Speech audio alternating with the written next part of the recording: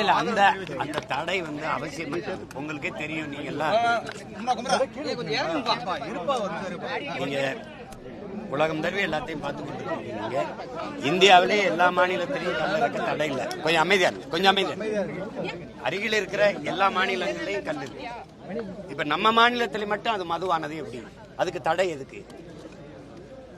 கல் இறக்குதல் என்பது கல் பதநீர் இறக்குதல் இதெல்லாம் வந்து வேளாண்மை தொழில், வேளாண்மை சார்ந்தது தான். அது பட்டுப்பூச்சி வளர்த்தல், தேனீக்கள் வளர்த்தல், மீன் வளர்த்தல், நெசவு, இது எல்லாமே வேளாண்மை சார்ந்தது. வேளாண்மையினுடைய விரிவாக்கம் தான். வேளாண்மையில் ஒரு பகுதி தான். எப்படி மீன் பிடித்தல் கடல் விவசாயமோ வேளாண்மையோ அது மாதிரி இது நில விவசாயம் தான். இதை வந்து திட்டமிட்டு இதை ஒரு தடைன்னு கல் மட்டும் அது எப்படின்னு ஆகுது. அப்ப டாஸ்மார்க்கில் விற்கிற சரக்குகள் எல்லாம் இதை நான் கேட்கிறேன்ல, புனித நீராது அது வந்து எப்படி? அது கோயில்ல கொடுக்கிற தீர்த்தமா? அப்ப அது எப்படி மது இல்லையா? அது அந்த மதுவை அரசே விற்கும். இதை வந்து தடை செய்யும்னா இது வேளாண்குடி மக்களை, உழைக்கும் மக்களை பாதிக்கக்கூடிய ஒன்று. அதனாலதான் கல் பதநீர் இறக்க அனுமதி கொடுக்கணும் அப்படிங்கறத நம்மளுடைய கோரிக்கை.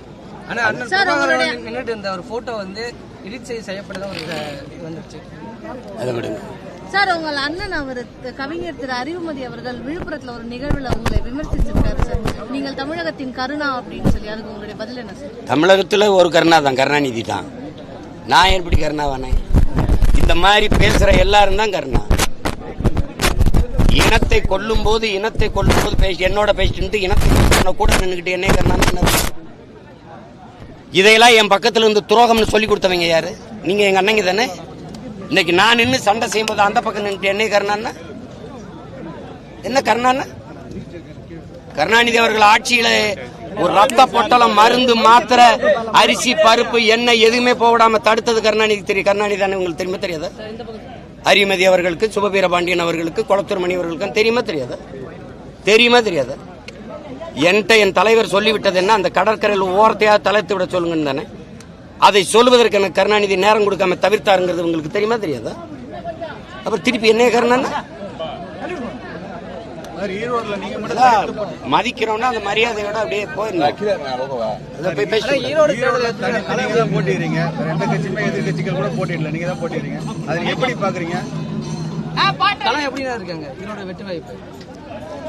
களம் ரெண்டே தானே, 2 பேர் தான் போட்டி. அது களம் எப்படி இருக்குன்னு நீங்க தான் சொல்லணும். களம் எங்களுக்கானதுன்னு தான் நாங்க நினைப்போம். எந்த களத்தையும் எங்களுக்கான களமாக மாற்றுவதான் எங்களுடைய என்ன சொல்றது, எங்களுடைய களப்பணி. எங்களுக்கான களமாக மாற்றுவோம். அதை நான் ஒருத்தன் தானே நிக்கிறேன், ஒரே ஒரு ஆளு. நீங்க இத்தனை அமைச்சர்கள், இவ்வளவு பேர், இவ்வளவு கட்சி கூட்டணி வச்சுக்கிட்டு எதுக்கு ஓட்டு காசு கொடுக்குறீங்க?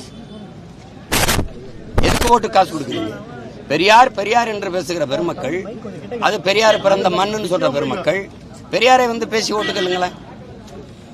பெரியார் பெண்களுக்கு இப்படி செஞ்சிருக்காரு, பெரியார் தாலி வந்து பெண்களுக்கு அடிமைச்சுன்னா அறுத்துப்பட சொல்லிருக்காரு, பெரியார் கோயிலுக்கு போய் கும்பிடுறது காட்டுமரணித்தனம் சொல்லிருக்காரு, பெரியார் கற்பப்பையை அறுத்துப்பட சொல்லிருக்காரு. அது பேசுங்களேன். மது குடிக்கிறது, மது எந்த நாட்டில் தடை இருக்கு? இங்க எதுக்கு தடை செய்யணும்? அது மனைவியோட உறவு வச்சு கூடாது, படக்கூடாதுன்னு சொல்றதுக்கு சமமா இருக்க அப்படின்னு பேசியிருக்கிறாரு. இதெல்லாம் கொஞ்சம் பேசுங்களேன். தமிழை சனியன்ட்டாரு, காட்டுமராணி மொழின்ட்டாரு, முட்டாப்பைய பாசைன்ட்டாரு, தமிழ் சனியனை விட்டு ஒழிங்கெல்லாம் பேசிட்டாரு. அப்படி கொஞ்சம் பேசுங்களேன். சீமான் பெரியாரை வந்து விமர்சிச்சுட்டாரு, அவருக்கு ஓட்டு போடாதே.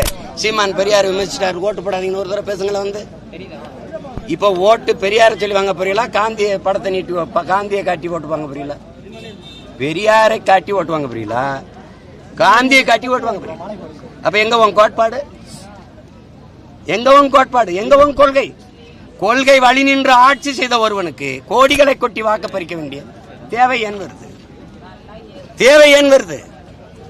பெரியாரை எதிர்த்துட்டாவே எல்லாம் வந்துருது, மதவாதத்துக்கு ஆதரவா போயிருதுன்னா பெரியார் எந்த மதவாதத்துக்கு யார் சொல்ல வர்றது? கிறிஸ்தவன் இஸ்லாமியன் நம் எதிரின்னு சொன்ன பிறகு சொல்லியிருக்காரா இல்லையா? அப்ப எந்த மதத்துக்கு எதிரானவர் அவரு? சும்மா பெரியார சொல்லிட்டாவே சங்கி, அது பிஜேபி. ராஜாஜியோட கூட்டணி வச்சு பதவிக்கு வந்தது யாரு? ராஜாஜியோட கடைசி வர கூட்டணி ஆரிய தலைவர், நீங்க சொல்ற சோக்கால்டு பார்ப்பன தலைவரோட கடைசி வரை நட்போடு இருந்தது யாரு? பாரதிய ஜனதாவின் தாய்த்தலம் ஜனசங்கோட கூட்டணி வச்சது யாரு? அதனுடைய செயற்கழகம் பாரதிய ஜனதாவோட கூட்டணி வச்சு பதவி வச்சது யாரு? திராவிடம் அதிகாரத்துக்கு போகவே ஆரிய தலைமையோட கூட்டணி வச்சு கூட்டாளி. நாங்க கூலிகள்ங்கிறீங்க, நீங்க கூட்டாளிகளா போனீங்க. இந்த திராவிடம் அரியணையில ஏறுறதுக்கு பீகாரிய பார்ப்பனன் பிரசாந்த் கிஷோர் பாண்டைய கூலிக்கு கூட்டி வந்தது யாரு? சம்பளம் கொடுத்து கூட்டி வந்தது யாரு? நாங்களா? திராவிட திருவாளர்களா? பிரசாந்த் கிஷோர் பாண்டே ஆரியர் இல்லையோ? அவருடைய ஸ்ட்ராட்டஜி தேவைப்படுது. இப்ப ராபின் சர்மாவை கூட்டி வரீங்களா, அவர் ஆரியர் இல்லையோ? இது அவங்க ஆரிய எதிர்ப்போ? நீங்க மேல ஏறுறதுக்கு அவன் பக்கத்துல வர வேண்டியது இருக்கு, அவன் மூளை தேவைப்படுது. ஆனா அதை நாங்க எடுத்துட்டா நீ சங்கி. யார் சங்கி? நாங்கெல்லாம் சங்கி, நீ வேற அங்கி லுங்கியா இல்ல சொங்கியா? சேட் அதெல்லாம் வேற ஆள்கிட்ட வச்சுக்கணும். சார், இன்னைக்கு காலையில சென்னையில எஸ்.வி. சேகரோட தந்தை பேர்ல ஒரு ரோடு வைப்போம் அப்படின்னு சிஎம் அறிக்கை விட்டுருக்காரு சார். அந்த ஒரு நிகழ்ச்சி மேல அதை எப்படி பாக்குறீங்க? ஆரிய கூலி, ஆரிய பற்று, ஆரிய விசுவாசம், ஆரிய கூட்டாளி, வேற எதுவும் சொல்றா? ஐஐடி இயக்குனர் வந்து சொல்லியிருக்காரு. அவர் நாடகம் போடும்போது ஐயா ஸ்டாலின் முதல்வர் படமும் துணை முதல்வர் படமும் இருக்குது.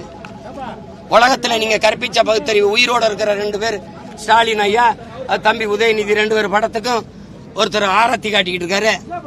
அங்க அறநிலையத்துறை அமைச்சர் ஐயா சேகர் பாபு, மாநகர தன் தாய் அவ பிரியா, ஐயா தயாநிதி மாறன் 3 பேர் நின்று கும்பிட்டுக்கிட்டு இருக்காங்க. பெரியார் கற்றுக் கொடுத்த பகுத்தறிவு, கடவுள் மறுப்பு. எப்படி